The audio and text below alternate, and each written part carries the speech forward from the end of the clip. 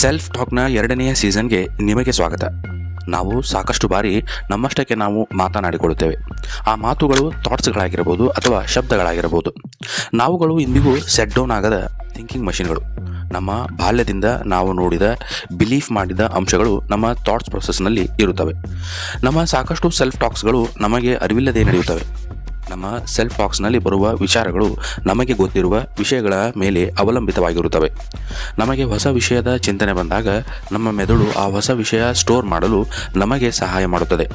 ನಾವು ಯಾವ ವಿಷಯವನ್ನು ಹೆಚ್ಚು ಬಿಲೀವ್ ಮಾಡುತ್ತೇವೆ, ಆ ವಿಷಯಕ್ಕೆ ಸಂಬಂಧಿಸಿದ ಅಂಶಗಳನ್ನು ನಾವು ಹೆಚ್ಚು ನಂಬಿಕೆ ಮಾಡುತ್ತೇವೆ. ಆ ಬಿಲೀವ್ ಎಷ್ಟು ಹಳೆಯದಾಗುತ್ತದೆ ಅಷ್ಟೇ ಅದರ ಮೇಲೆ ನಮಗೆ ನಂಬಿಕೆ, ವಿಶ್ವಾಸ ಹೆಚ್ಚಾಗುತ್ತದೆ. ಅದು ಸುಳ್ಳಾದರೂ ನಮಗೆ ಸತ್ಯದಂತೆ ಕಾಣಬಹುದು. The longer you have brought the thought, the truer it is. A self-made wall of negative self-talk. ನಾವು ನಮ್ಮ ಸೆಲ್ಫ್ ಟಾಕನ್ನು ತುಂಬ ಹಗುರವಾಗಿ ಕಾಣುತ್ತೇವೆ.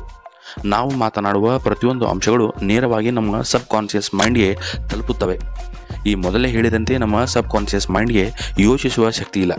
ಅದು ನಾವು ಏನು ಹೇಳುತ್ತೇವೆ ಅದನ್ನೇ ನಂಬಿಬಿಡುತ್ತದೆ. ಹೀಗಾಗಿ ನಮ್ಮ ಸೆಲ್ಫ್ ಟಾಕ್ನಲ್ಲಿ ಬರುವ ಶಬ್ದಗಳ ಬಗ್ಗೆ ನಾವು ಎಚ್ಚರವಾಗಿರಬೇಕು. ನಮ್ಮ ನೆಗೆಟಿವ್ ಟಾಕ್ಸ್ಗಳ ಕೆಲವು ಉದಾಹರಣೆಗಳು: 1. ನನ್ನ ನೆನಪಿನ ಶಕ್ತಿ ಕಡಿಮೆ ಇದೆ. 2. ಈ ಕೆಲಸ ನನ್ನಿಂದ ಆಗದು. 3. ಅದು ನನ್ನ ದುರಾದೃಷ್ಟ. 4. ನಾನು ದಡ್ಡ. ಹೀಗೆ ಇನ್ನೂ ಸಾಕಷ್ಟು ನಮ್ಮ ನೆಗೆಟಿವ್ ಟಾಕ್ಸ್ಗಳು ಇರುತ್ತವೆ. ನಾವು ನಮ್ಮ ಪರ್ಸನಲ್ ಕಂಪ್ಯೂಟರ್ನಲ್ಲಿ ಹೇಗೆ ಕಮಾಂಡ್ ಕೊಡುತ್ತೇವೆ ಅದೇ ರೀತಿ ನಮ್ಮ ಸೆಲ್ಫ್ ಟಾಕ್ ನಮ್ಮ ಮೆದುಳಿಗೆ ಕಮಾಂಡ್ ಕೊಡುತ್ತದೆ. Living with the results. ಉದಾಹರಣೆಗೆ, ನಾವು ನಮ್ಮ 25ನೇ ವಯಸ್ಸಿನವರೆಗೆ ನನಗೆ ಜನರ ಹೆಸರನ್ನು ನೆನಪಿಸಲು ಸಾಧ್ಯವಿಲ್ಲ ಎಂಬ ನೆಗೆಟಿವ್ ಟಾಕನ್ನು ನಾವು ನಮ್ಮ ಸಬ್ ಕಾನ್ಷಿಯಸ್ ಮೈಂಡ್ಗೆ ನೀಡುತ್ತಾ ಹೋದರೆ, ನಾವು ಯಾವುದೇ ಒಂದು ಪಾರ್ಟಿಯಲ್ಲಿ ಯಾರೋ ಹೊಸಬರ ಪರಿಚಯ ಮಾಡಿಕೊಂಡ ತಕ್ಷಣ ಅವರ ಹೆಸರನ್ನು ಮರೆತು ಬಿಡಬಹುದು. ಇದಕ್ಕೆ ಕಾರಣ ನಮ್ಮ ನೆನಪಿನ ಶಕ್ತಿಯಲ್ಲ, ಬದಲಿಗೆ ನಮ್ಮ ನೆಗೆಟಿವ್ ಸೆಲ್ಫ್ ಟಾಕ್. ಇಲ್ಲಿ ಸಬ್ ಕಾನ್ಷಿಯಸ್ ಮೈಂಡ್ ಅದರ ಕೆಲಸ ಮಾಡಿದೆ ಅಷ್ಟೇ. ನಮ್ಮ ತಪ್ಪಿಗೆ ನಾವು ಅದನ್ನು ದೂರಬಾರದು. ನಮ್ಮ ಸಬ್ ಕಾನ್ಷಿಯಸ್ ಮೈಂಡ್ ನಾವು ಹೇಗೆ ಹೇಳುತ್ತೇವೆ ಅದನ್ನೇ ಕೇಳುತ್ತದೆ. ಅದು ನಾವು ಹೇಳುವ ನಾನು ಬಡವ ಅಥವಾ ನಾನು ಶ್ರೀಮಂತ ಎಂಬ ಪದಗಳ ವ್ಯತ್ಯಾಸ ಅದಕ್ಕೆ ತಿಳಿಯುವುದಿಲ್ಲ. ಈಗ ನಾವು ಏನಾಗಿದ್ದೇವೆ ಅದಕ್ಕೆ ಕಾರಣವೇ ನಮ್ಮ ಸೆಲ್ಫ್ ಟಾಕ್. ನಿಮ್ಮ ಸೆಲ್ಫ್ ಟಾಕ್ಗಳನ್ನು ಒಮ್ಮೆ ಅವಲೋಕಿಸಿ. ಬೇಕಾದರೆ ಈ ವಿಡಿಯೋವನ್ನು ಪಾಸ್ ಮಾಡಿ ನಿಮ್ಮ ಸೆಲ್ಫ್ ಟಾಕ್ಗಳನ್ನು ಬರೆಯಿರಿ. Passing it on. ನಾವು ನಮ್ಮ ಪ್ರೋಗ್ರಾಮ್ಗಳನ್ನು ನಮ್ಮ ತಂದೆ ತಾಯಿ, ಗುರುಗಳು ಮತ್ತು ಬಂಧು ಬಳಗದಿಂದ ಕಲಿತಿರುತ್ತೇವೆ. ಅದನ್ನೇ ನಾವು ನಮ್ಮ ಮಕ್ಕಳಿಗೂ ಪಾಸ್ ಮಾಡುತ್ತೇವೆ. ಆ ಪ್ರೋಗ್ರಾಮಿನಲ್ಲಿ ಎಷ್ಟು ನಿಜ ಇದೆ ಎಂದು ನಾವು ಅವಲೋಕನ ಮಾಡುವುದಿಲ್ಲ. ಅದಕ್ಕೆ ಕೆಲವು ಉದಾಹರಣೆಗಳು: 1. ನೀನು ಆ ಕೆಲಸದಲ್ಲಿ ಉತ್ತಮನಾಗಿಲ್ಲ. 2. ನಾನು ಹೇಳುವ ಕೆಲಸದ ವಿರುದ್ಧ ನೀನು ಮಾಡುತ್ತೀಯ. 3. ನೀನು ನಿಮ್ಮ ತಂಗಿಯಂತೆ ಜಾಣ ಅಲ್ಲ. 4. ನೀನು ನಿನ್ನ ಅಕ್ಕನಂತೆ ಸೋಮಾರಿ. ಹೀಗೆ ಈ ತರಹದ ಮಾತುಗಳನ್ನು ನಮ್ಮ ಮಕ್ಕಳು ಬಿಲೀವ್ ಮಾಡುತ್ತಾರೆ. ಅವರು ಅವುಗಳನ್ನೇ ನಿಜ ಎಂದು ಕೊಳ್ಳುತ್ತಾರೆ. ಆ ಮಾತಿನಂತೆ ಆಗಿಬಿಡುತ್ತಾರೆ. ನಮ್ಮ ಮೆದುಳಿಗೆ ನಾವು ಏನು ಕೊಡುತ್ತೇವೆ ಅದನ್ನೇ ತಿರುಗಿ ಕೊಡುತ್ತದೆ. The machine that never sleep. ನಮ್ಮ ಸಬ್ ಕಾನ್ಷಿಯಸ್ ಮೈಂಡ್ ದಿನದ 24 ಗಂಟೆ ಕೆಲಸ ಮಾಡುತ್ತದೆ. ಅದು ವಿಶ್ರಾಂತಿ ತೆಗೆದುಕೊಳ್ಳುವುದಿಲ್ಲ. ನಾವು ಕೊಡುವ ಪ್ರತಿಯೊಂದು ಶಬ್ದಗಳಿಗೆ ಅದು ಪ್ರತಿಕ್ರಿಯೆ ನೀಡುತ್ತದೆ. ನಾವು ನಮ್ಮ ಸ್ನೇಹಿತರ ಬಳಿ ನಮ್ಮ ಸಮಸ್ಯೆಗಳನ್ನು ಹೇಳಿಕೊಳ್ಳುತ್ತೇವೆ, ಏಕೆಂದರೆ ಅವರ ಜೊತೆ ನಾವು ಕಂಫರ್ಟ್ ಆಗಿರುತ್ತೇವೆ. ನಮ್ಮ ದಿನದ ಮಾತುಗಳು ನಾವೇ ಬರೆದ ಸ್ಕ್ರಿಪ್ಟ್ಗಾಗಿವೆ. ನಮ್ಮ ಬಾಲ್ಯದಿಂದ ಬಂದ ನಮ್ಮ ಆ ಸೆಲ್ಫ್ ಟಾಕ್ಗಳೇ ನಮ್ಮ ಹ್ಯಾಬಿಟ್ಗಳಾಗಿ ಬಿಡುತ್ತವೆ. The self management sequence.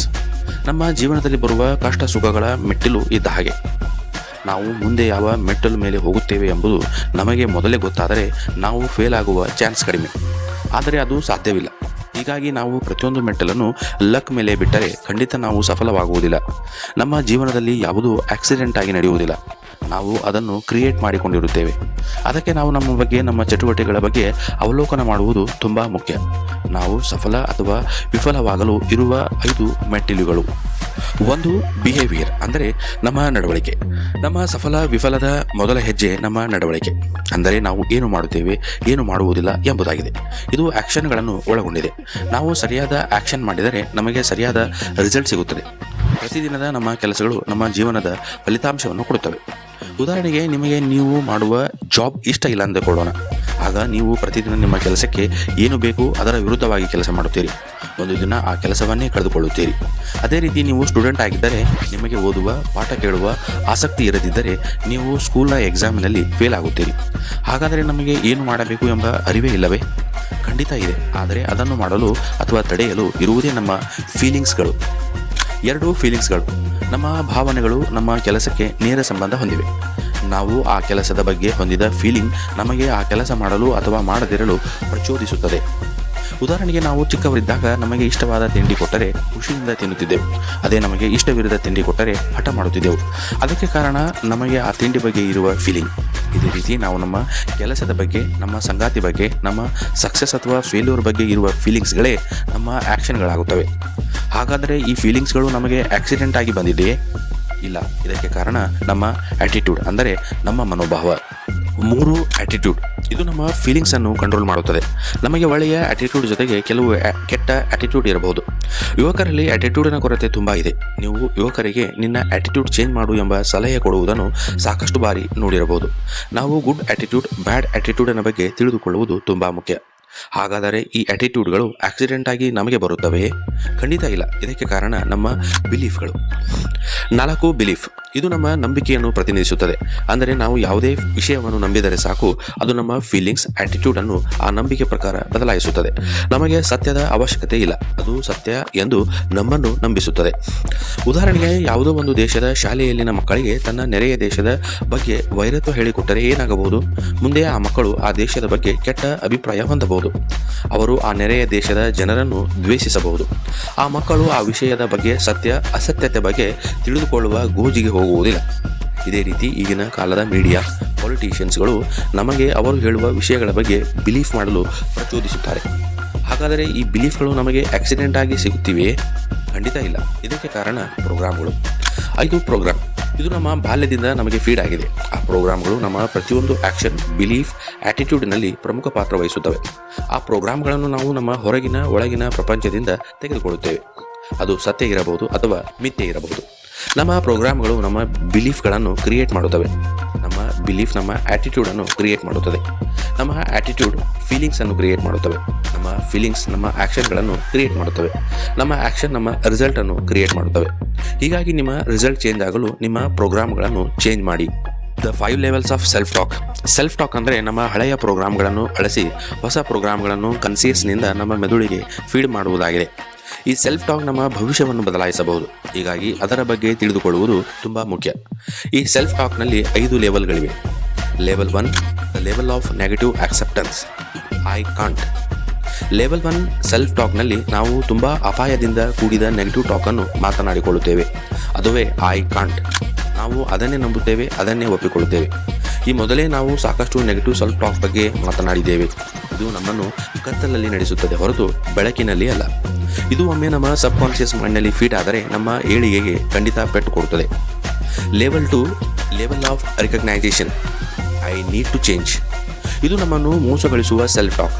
ಇದು ನಮ್ಮಂತೆ ವರ್ಕ್ ಮಾಡುವಂತೆ ಕಂಡರೂ ಆ್ಯಕ್ಚುಯಲ್ ಆಗಿ ನಮ್ಮ ವಿರುದ್ಧವಾಗಿ ಕೆಲಸ ಮಾಡುತ್ತಿರುತ್ತದೆ. ಈ self talk, I need to change, I should, ಈ ರೀತಿಯ ಶಬ್ದಗಳು ನಮಗೆ ಯಾವುದೇ ಸೊಲ್ಯೂಷನ್ ಕೊಡುವುದಿಲ್ಲ.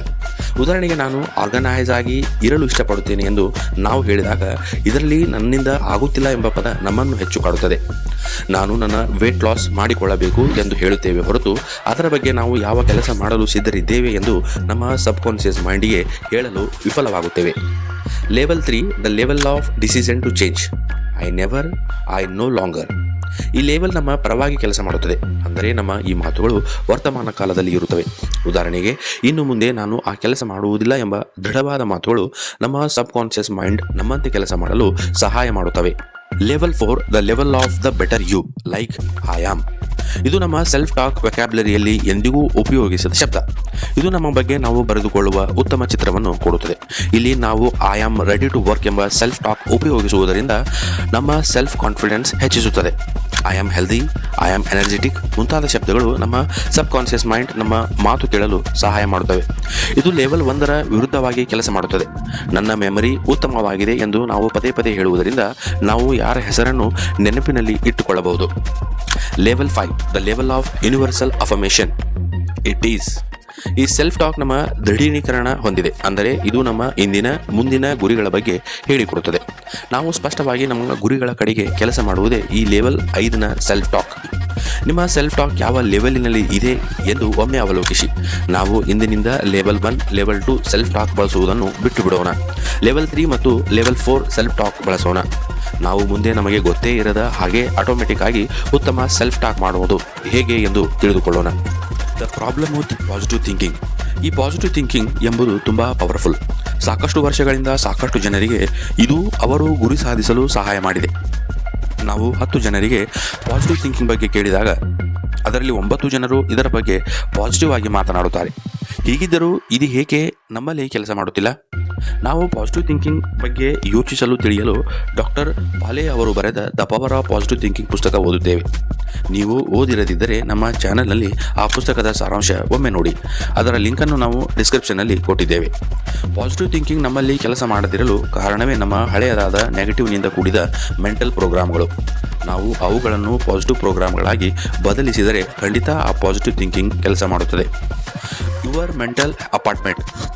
ನಮ್ಮ ನೆಗೆಟಿವ್ ಥಿಂಕಿಂಗ್ ಒಂದು ಮೆಂಟಲ್ ಅಪಾರ್ಟ್ಮೆಂಟ್ ಇದ್ದ ಹಾಗೆ. ಅಲ್ಲಿ ಹಳೆಯದಾದ ತುಕ್ಕು ಹಿಡಿದ ಉಪಯೋಗಿಸಲು ಯೋಗ್ಯ ಇರದ ವಸ್ತುಗಳಿವೆ. ಅವುಗಳನ್ನು ನಾವು ಕಿತ್ತು ನಮ್ಮ ಗ್ಯಾರೇಜ್ನಲ್ಲಿ ಇಟ್ಟರೂ ಸ್ವಲ್ಪ ಸಮಯದ ನಂತರ ನಾವು ಮತ್ತೆ ಒಂದೊಂದಾಗಿ ಆ ವಸ್ತುಗಳನ್ನು ಪುನಃ ನಮ್ಮ ಅಪಾರ್ಟ್ಮೆಂಟ್ನಲ್ಲಿ ತಂದು ಇಟ್ಟುಕೊಳ್ಳಬಹುದು. ಇದಕ್ಕೆ ಕಾರಣ ನಮಗೆ ಹಳೆಯ ವಸ್ತುಗಳನ್ನು ಎಸೆದ ಮೇಲೆ ಯಾವ ಹೊಸ ವಸ್ತು ತೆಗೆದುಕೊಂಡು ಬರಬೇಕು ಎಂಬುದು ತಿಳಿದೇ ಇರುವುದಿಲ್ಲ. ಇದೇ ರೀತಿ ನಾವು ನಮ್ಮ ಹಳೆಯ ನೆಗೆಟಿವ್ ಪ್ರೋಗ್ರಾಮ್ಗಳ ಬದಲಿಗೆ ಹೊಸ ಪಾಸಿಟಿವ್ ಪ್ರೋಗ್ರಾಮ್ಗಳ ಬಗ್ಗೆ ಗೊತ್ತೇ ಇರುವುದಿಲ್ಲ. ಅದು ನಮ್ಮನ್ನು ಪುನಃ ಹಳೆಯ ಪ್ರೋಗ್ರಾಮ್ಗಳನ್ನು ತೆಗೆದುಕೊಳ್ಳಲು ಪ್ರಚೋದಿಸುತ್ತದೆ. ಏಕೆಂದರೆ ನಾವು ಹಳೆಯ ಪ್ರೋಗ್ರಾಮ್ಗಳಿಗೆ ಹೊಂದಿಕೊಂಡಿರುತ್ತೇವೆ. ಅದೇ ನಾವು ನಮ್ಮ ಮೆಂಟಲ್ ಅಪಾರ್ಟ್ಮೆಂಟ್ನಲ್ಲಿ ಹಳೆಯ ವಸ್ತುಗಳನ್ನು ಸುಟ್ಟು ಹಾಕಿ ಹೊಸ ವಸ್ತುಗಳನ್ನು ತಂದು ಇಟ್ಟರೆ ಹೇಗೆ? ಖಂಡಿತ ಸಾಧ್ಯ. ಆ ಹೊಸ ವಸ್ತುಗಳು ನಮ್ಮನ್ನು ಆ ಹಳೆಯ ವಸ್ತುಗಳ ಬಗ್ಗೆ ಯೋಚಿಸದಂತೆ ಮಾಡುತ್ತವೆ. ಇದೇ ರೀತಿ ನಮ್ಮ ಹೊಸ ಪ್ರೋಗ್ರಾಮ್ಗಳು ನಮ್ಮ ಸಬ್ ಕಾನ್ಷಿಯಸ್ ಮೈಂಡಿನಲ್ಲಿ ಫೀಡ್ ಆದರೆ ನಮ್ಮ ಹಳೆಯ ನೆಗೆಟಿವ್ ಪ್ರೋಗ್ರಾಮ್ಗಳು ದೂರ ಹೋಗುತ್ತವೆ. ನಿಮ್ಮ ಮೆಂಟಲ್ ಅಪಾರ್ಟ್ಮೆಂಟ್ನಲ್ಲಿ ಇರುವ ನೆಗೆಟಿವ್ ಪ್ರೋಗ್ರಾಮ್ ಅಂದರೆ ಕೆಟ್ಟ ತುಕ್ಕು ಹಿಡಿದ ಹಳೆಯದಾದ ವಸ್ತುಗಳ ಬಗ್ಗೆ ಒಮ್ಮೆ ಯೋಚಿಸಿ. ಈ ಸಾರಾಂಶ ಇಷ್ಟವಾದರೆ ನಮ್ಮ ಚಾನೆಲ್ ಸಬ್ಸ್ಕ್ರೈಬ್ ಮಾಡಿ. ಸೆಲ್ಫ್ ಟಾಕ್ ಬಗ್ಗೆ ಇನ್ನೂ ಹೆಚ್ಚಿನ ಮಾಹಿತಿ ತಿಳಿದುಕೊಳ್ಳಲು ಸೀಸನ್ 3ಗೆ ವೇಟ್ ಮಾಡಿ. ನಮ್ಮ ಚಾನೆಲ್ ಫಾಲೋ ಮಾಡಿ. ನಿಮ್ಮ ಸ್ನೇಹಿತರೊಂದಿಗೆ ನಮ್ಮ ಚಾನೆಲ್ನ ಮಾಹಿತಿಯನ್ನು ಹಂಚಿಕೊಳ್ಳಿ. ಜೈ ಹಿಂದ್, ಜೈ ಕರ್ನಾಟಕ.